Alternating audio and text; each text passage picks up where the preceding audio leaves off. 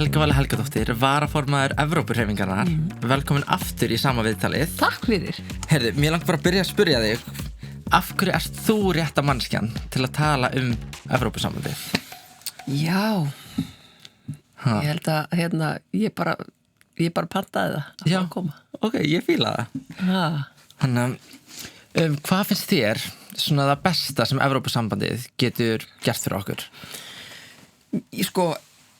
Ég bara að hugsa börnin mín og barnabörnin fyrst og fremst, en auðvitað er gott að vera í góðu sambandi við þá sem að standa mann næst. Það eru Evrópuríkin, Norðurlöndin og svona en þegar ég er að horfa á svona stóru hagsmunamálin kannski svona bara beint við hvern og einn, að þá er ég að horfa á kjörin okkar, það er að segja möguleika á að kaupa sig kannski íbúð og þurfi ekki að, fyrir þá sem að þurfa að taka lán, sem er auðvitað langstærsti hópurinn, að þurfi ekki að borga lánið sitt upp mörgum sinnum, hvort sem að þú ert að taka íbúðlán eða námslán. Ég meina, ég tók námslán tvisvar, ég fór fyrst í leiklisskólan og svo í lögfræði og er ekki með rosalega ríkt fólk á bakvið mig sem gæti bara borga allt fyrir mig.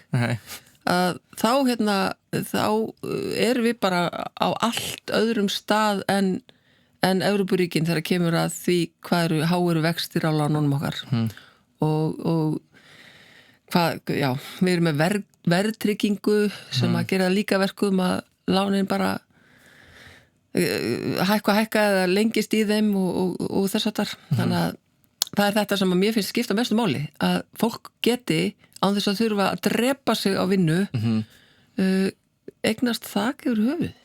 Já. Mér finnst það bara svona mannréttindi.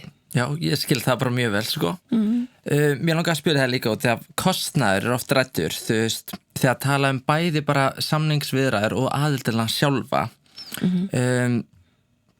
Ert þú ekki hrædd að það sé svolítið mikill kostnaður sem við erum að borga? Nei, ég er það ekki.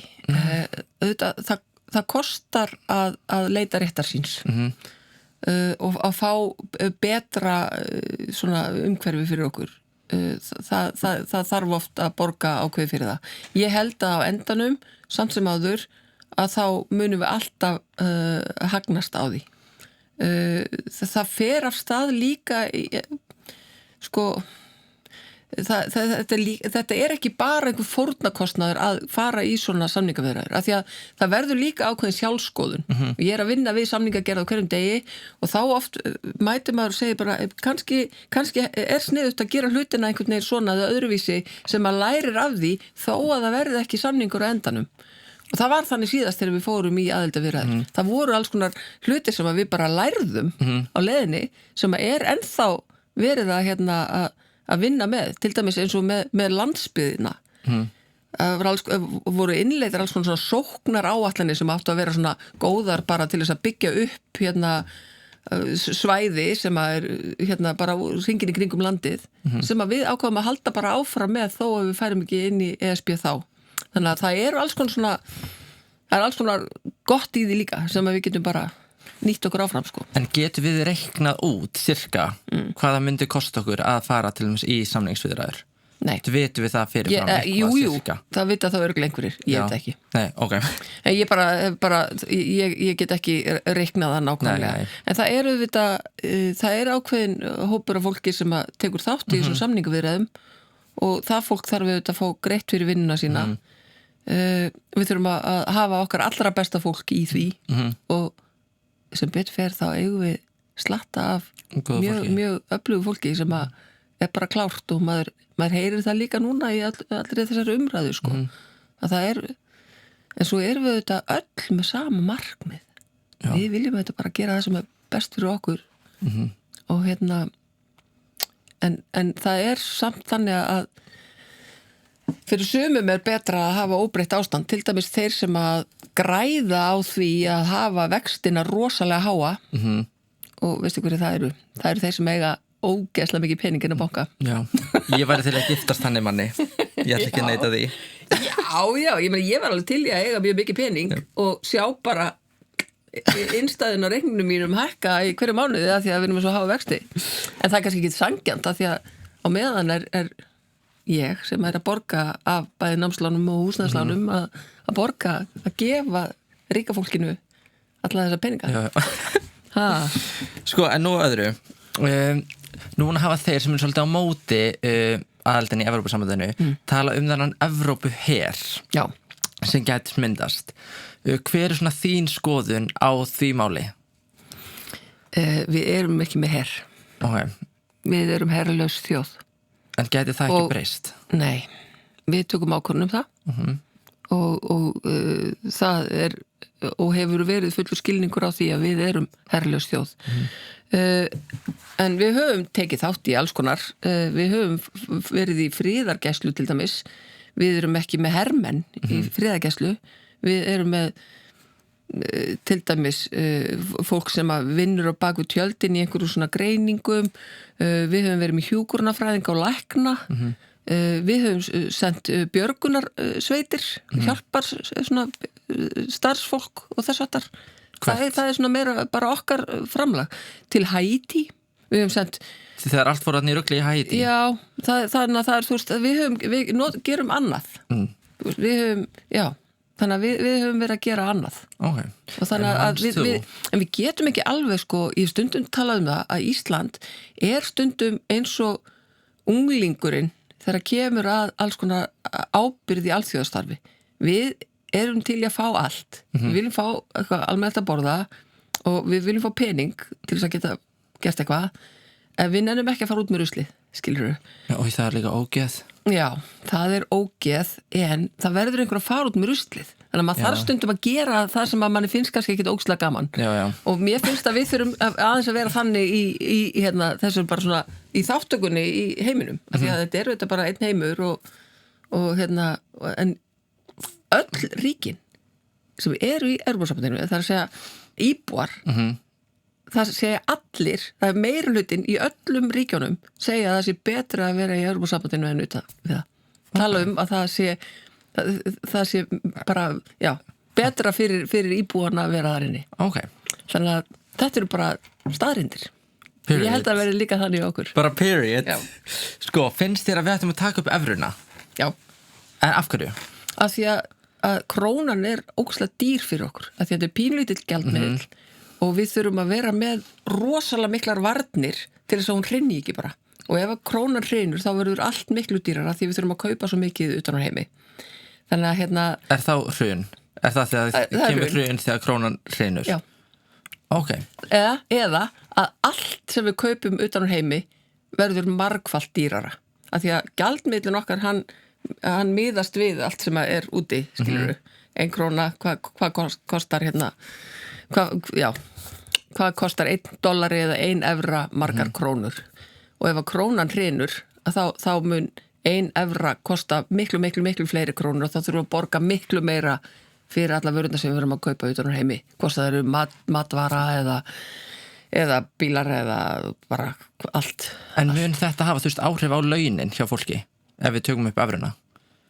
Lækka maður launum eða? Nei, það gerist ekki sjálfkrafa, alls ekki. Nei, af því að hérna, það sem að gerist er að ef að við færum inn í þetta evru, hérna, þá myndu tollar falla niður, af því að þetta er tollabandalag og þegar tollurinn sem er lagður á alls konar matur og landbúnaður og svona, þegar tollurinn fellur niður, að þá lækkar öll matvara á þú veist, 25%, 30%, jafnvel 50%, af því að við erum að leggja rosa háa tolla á matvöru utan á heimi og öfugt. Þeir leggja tolla á matvörun okkar þannig að ef við viljum til að selja hérna, íslenskt lambakjöt inn á franskan veitingastað að þá er lagður rosa hár tollur á það að það verður miklu dýrara þannig að franski veitingastafn ég ætla frekar að kaupa hérna lambakjöt bara frá Svíþjóð eða norður Finnlandi sem er svipað og við með svona. En getur við tryggt það, þú veist, að ef að þessi tollamál lækka að krónan muni samt lækka það, veist hvað við? Getur fólkið sem á krónan ekki ennþá verið bara, þetta kostar það sama þetta er bara krónan eða bónus, skilur já, krónan, geta þau ekki ennþá verið bara, já, en þetta kostar samt ennþá bara þetta og grætt bara 25% meira á því jú, þau geta náttúrulega bara hækka verðið upp úr öllu já. Þú veist, og hýrt þetta bara allt saman sniðut eins og núna já. Þau geta þetta bara hækka allt verð og hann breytist þannig sé ekkert jú, það mun alltaf gera það af því að við erum líka með ákveðna verðlagsvakt og allt þetta sko, þannig að það alveg fylgst með því heldur betur en bara eins og þú veist ef þú ferði í krónuna í dag þá krónan getur alveg sett hækka bara seriósbakkan 500 kall þau geta gert það en þá kannski bara hætta allir að kaupa þar að því að ef þú ferði í netto eða bónus eða hvað þá það ódýrara en sko íslenska krónan smá svona tákn fullveldsins ekki smá skömm að missa hana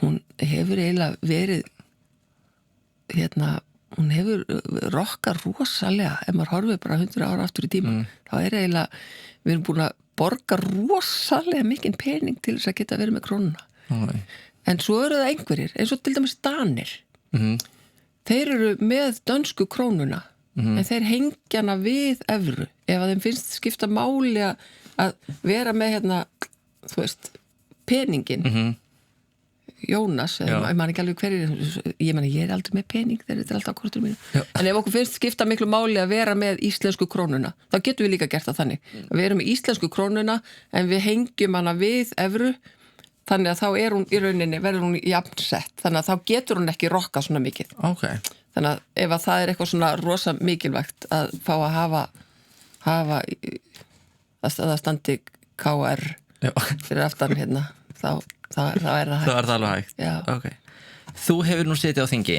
en hver svona þín tilhugsun þú veist alþingi ef að Evrópusambandið núna eitthvað svona að tengja sig við íslenska alþingið þú veist, breytist það ekkert? Nei, sko, það eru þjóðþingi í öllum aðildarríkjunum alþingi verður áfram alþingi bara alveg eins, ekkert breytist já, af því að sko, það eru bara ákveðnar það er ákveðið, þetta er ekki samstarf alveg allt ég meina, við munum áfram setja fjárlög og hvernig við deilum peningunum inn í stofnanirnar okkar og hvernig við rekum samfélagið það er alveg áfram á alþingi og við setjum lög hvað má keyra hratt og hvað hvaða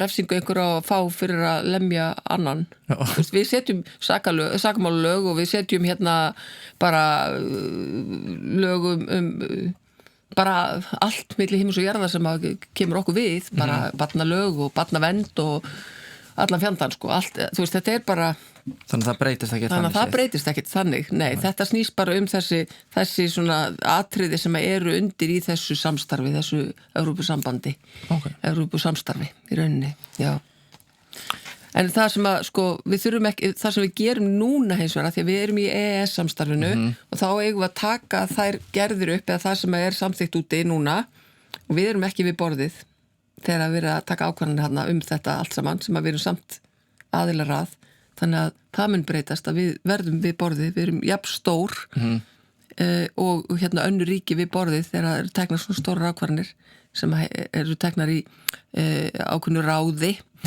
þarna og en það sem að breytist er að það þarf ekki að fara í gegnum alþingi líka þær breytingar sem eiga sér stað þar sem að varða þessa flokka sem að eru þessi mál sem að eru til meðferðar í Evrópusambandinu en við höldum áfram að starfa á alþingi bara ekki ég kannski þú period hvaða land myndið þú segja hafi svona hagnast mest að því að fara inn í Evrópusambandið af þeim löndum sem eru þar inni er eitthvað eitt sem stendur svona upp úr sko í byrjun þá snerist þetta að ná friði í Evrópu en það er ekki friður í Evrópu það var búið að vera stríð í Evrópu í mörg hundru ár alltaf, reglulega bara kaldastrið og þorskastríð Nei, bara á undan því bara heimstyrjöld fyrir og setni og svona já. Og bara þú veist, Frakkland og Þýskaland var bara endalust í stríði og ég held að að það við öll ríki grætt mjög mikið á því að ná friði í Evrópu, af því að það bara mesta skaðræði sem við vitum og það er alveg rétt sem þú sagðir á hann, það ekki friður í Evrópu núna, það var ráðast inn í Úkraínu þannig að það þetta hræðilegt en það samt sko fyrir bara velsæld og hagsmuni íbúana þá skiptir þetta mestumáli að það sé friður það svo erfitt að segja hvaða ríki græði mest á því að þú veist, það svo misjafnt hvað það verið að horfa á ég meina eins og þetta séð Grikkland, ég þekki Grikkland rosa vel og þar hefur verið sko, kannski svolítið basl varðandi bara það að svona að láta svona stofnanirnar og láta kerfið í rauninni virka það hefur svolítið mikið verið að svíkjenda skatti og svolítið spilling og eitthvað svona sko Ég hef svo gaman að því sko Já, smá Já, en nú þarf ég að taka því, þú verður að koma heim og fá eitt kafballa heima hjá mér sko eða nokkuð eða hvaða, kollab af því að sko ef allir svindla eða svíkjenda skatti hvernig ætlum við þá að komast til dæmis á bráðamóttökuna þegar við þurfum að komast þangað? Já, það er rétt. En þú kemst valla á bráðamóttökuna hérna, skilur við? Jú, þú kemst þangað. Já, en vissi hvað það ert verið að lengi. Ég hélt daginn ég væri að fá hjartaáfall og fór á bráðamóttökuna og ég er búin að vera þar í 8 tíma og ég hugsaði bara, ég nenni ekki vera þarna, ég fæ þá bara hjartaáfall einhvers annars þar. Breytir það einhverju, skilur við? Jú, ef þú fengi hjartaáfall þar, þá myndi einhver koma. Þá myndi einhver hjálpa mér. Mér langar að spyrja þig líka út í að Bretar, þeir gengu út úr Evrópusambandinu og stofnaði þetta Brexit. Já. Er það ekkert eitthvað svona áhyggjumál og svona stór þjóð fari úr Evrópusambandinu? Nei, það kannski bara sýnir að þetta má. Já, ok. En er það áhyggjefni? Ég meina, reyndar vill meirihluti núna fara aftur inn. Er það málið? Já. En það sýna kannanir að þetta voru mistök og þeir vilja komast aftur inn og það getur gerst á næstu árum. En þú veist, eins og Bretland, það kom sér út en það hlýtur að hafa verið dýrt fyrir þá. Heldur að Ísland geti einhvern tímann púlla það? Að fara út? Já. Ef við farum inn? Já. Já, það geta allar þjóðir tekið það ákvörðun. Okay. En einhverju hluta vegna þá hefur engum dottið það í hug nema Bretum þarna í smá stund. Já. Og það sem gerist þar einhvern veginn að þetta verður að svona einhverju svona hæpi. Við ætlum að allir að taka þátt. Og það komi ljós að unga fólkið í Bretlandi sem að vildi ekki fara út að það klikkaði á að mæta á kjörstað. Og kjósa. Það mætti ekki til að kjósa. Og þá voru það aðalega eldra gengið bara sem að var svona einhvern veginn, þú veist meira berjast fyrir þessu, þau mættu öll. Já. Og það sem hefur svo gerst að þetta hafði rosa mikil neikvæð áhrif á Bretland af því að bara til dæmis listamenn og þeir sem eru svona með stórfyrirtæki og svona, að þau áttu allt í einu miklu erfiðara með að geta nýtt sér Evrópu. Já. Af því þarna var allt í einu bara fór Bretland að lokast mjög mikið. Og allt þetta frjálsa flæði og svona, þannig að efnahagslega hafði þetta mjög vond áhrif og eins og ég segi, nú bara verið að skoða og þeir vilja bara fara aftur inn, meirihlutin. Sko, mér finnst svona innflytjandamál frekar vera bara stór partur oft af einhvers konar pólitískir samræði. Hefur það einhver áhrif á, þú veist, Evrópusambandið, hefur það eitthvað að segja innflytjandamál á Íslandi? Sko við erum aðilar að svona samstarfi sem að tengist Dyflinnarreglugerðinni til dæmis.